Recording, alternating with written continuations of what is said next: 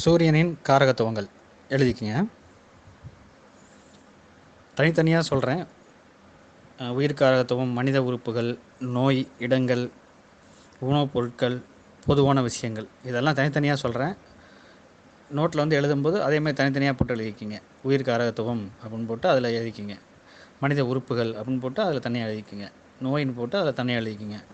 இடங்கள்னு சொல்லிட்டு ஒரு எழுதிட்டு அதில் தனியாக எழுதிக்கிங்க. அப்புறம் உணவுப் பொருட்கள் அதில் தனியாக எழுதிக்கிங்க. அப்புறம் பொதுவானதுங்கிறது அதில் தனியாக எழுதிக்கிங்க. இப்போ சூரியனின் காரகத்துவங்கள். உயிர் காரகத்துவம் தந்தை, மூத்த மகன், அரசியல்வாதிகள், அதிகாரமிக்க பதவியில் உள்ளவர்கள்,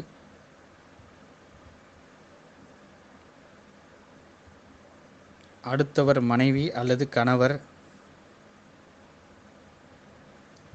தந்தை வழி பெரியவர்கள்.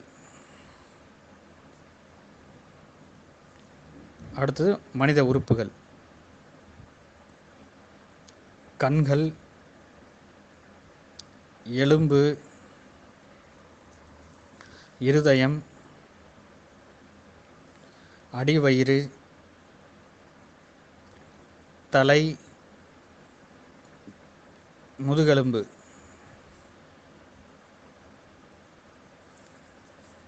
நோய். நோய்களில் கண் நோய், இரத்த கொதிப்பு,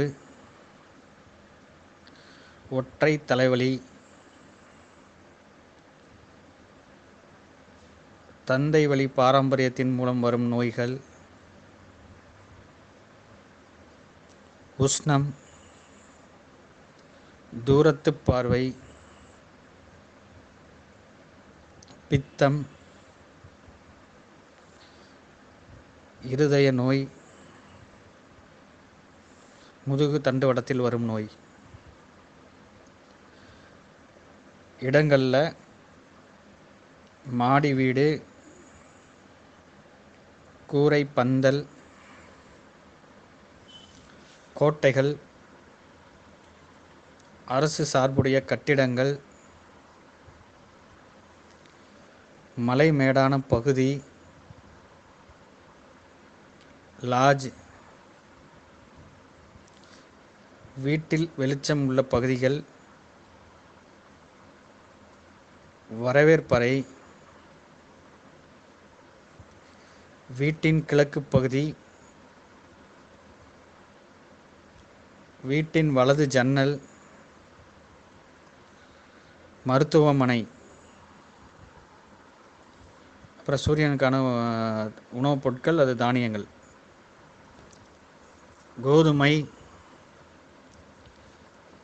மிளகு, கேரட், வெந்தயம். சூரியனுக்கான பொதுவான விஷயங்கள். சிவன், கௌரவம், நம்பிக்கை, நாணயம், சுய சிந்தனை, ஆளுமை, அதிகாரம், புகழ், வெற்றி, நேர்மையானவர், கடமை, கடமை, மதிப்பிற்குரியவர்கள், சுதந்திரமான நிர்வாகி. யாரும் அவர் விஷயத்தை தலையிட முடியாது, அவர் தான் எல்லாம் டிசிஷன் எடுப்பார். அந்த மாதிரி பதவியில் இருக்கவங்க. ஆங்கில மருத்துவம்,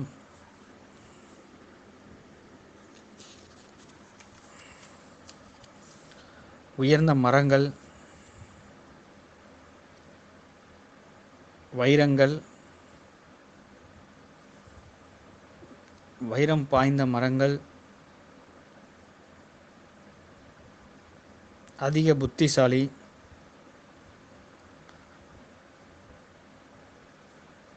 ஆலயங்கள்,